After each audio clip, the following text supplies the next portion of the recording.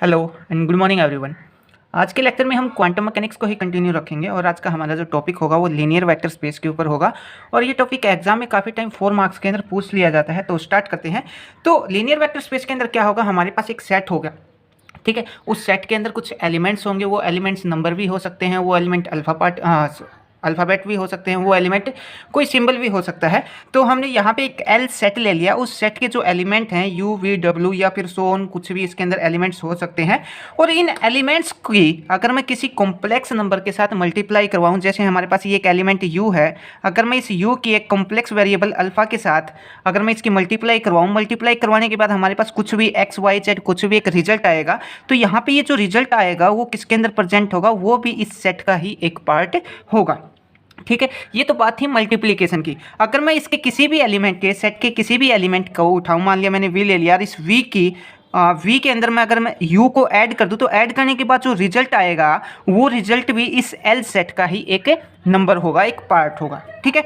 तो the set L U V W and so on, इसके अंदर और भी बहुत सारे एलिमेंट हो सकते हैं, in which element can multiply by complex number alpha. तो इसके जो एल सेट के जो एलिमेंट है उसको हम एक कॉम्प्लेक्स नंबर अल्फा से मल्टीप्लाई करेंगे और ऐड भी कर सकते हैं, मतलब एक नंबर दूसरे नंबर के अंदर ऐड भी कर सकते हैं और मल्टीप्लाई भी कर सकते हैं। और add to one another to give the member of same set.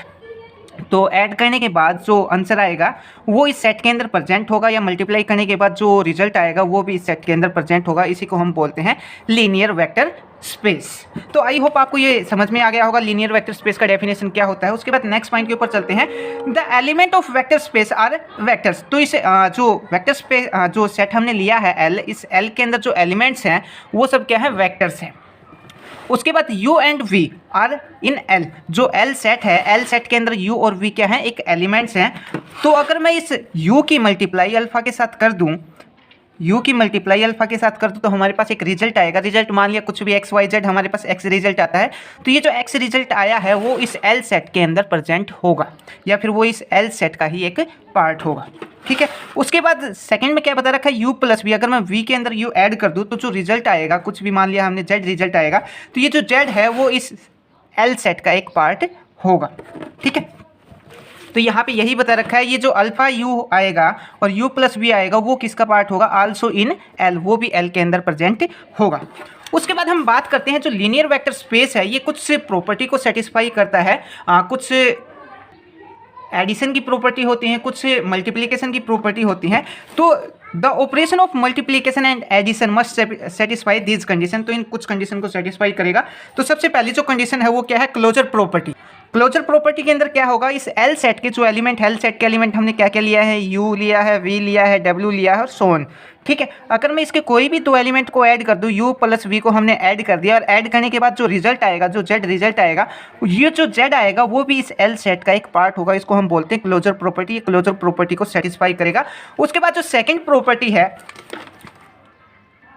Commutative law of addition. Commutative law of addition में क्या होगा, मान लिया अगर मैं u प्लस वी को ऐड कर दूं, तो ये क्या होगा, u प्लस वी को ऐड करूं या फिर मैं v प्लस u को ऐड करूं, इन दोनों का जो रिजल्ट आएगा वो क्या आएगा, सेम आएगा। इसको हम बोलते हैं कॉम्यूटेटिव लॉ ऑफ एडिशन। उसके बाद एसोसिएटिव लॉ ऑफ एडिशन। ये सब प्रॉपर्टी आपने वेक्टर्स के अंदर स्टडी कर रखी है। इसके अंदर एसोसिएटिव प्रॉपर्टीज के अंदर क्या होगा, लाइक u प्लस वी हमने ऐड कर दिया और इसके अंदर हमने एक एलिमेंट और ऐड कर दिया w, तो ये किसके इक्वल आएगा, ये आएगा u plus v plus W. तो ये दोनों क्या आएंगे, इक्वल आएंगे। इसको हम बोलते हैं एसोसिएटिव लॉ ऑफ एडिशन। इन सब प्रॉपर्टीज़ को जो लीनियर वेक्टर स्पेस है वो सेटिस्फाई करेगा। तो ये जो पहली वाली जो तीन प्रॉपर्टी हैं ये एडिशन की प्रॉपर्टी है। अब जो प्रॉपर्टी पढ़ेंगे हम वो मल्टीप्लिकेशन की प्रॉपर्टी होंगी। अब मल्टीप्लिकेशन की प्रॉपर्टी क्या क्या होगी, लाइक हमारे पास अल्फा प्लस बीटा को हमने मल्टीप्लाई ऐड किया और इसको मल्टीप्लाई कर दिया हमने u के साथ, तो हमारे पास जो रिजल्ट आएगा वो alpha u plus beta u आ जाएगा, ठीक है। ये प्रॉपर्टी होती है डिस्ट्रीब्यूटिव लॉ ऑफ मल्टीप्लिकेशन।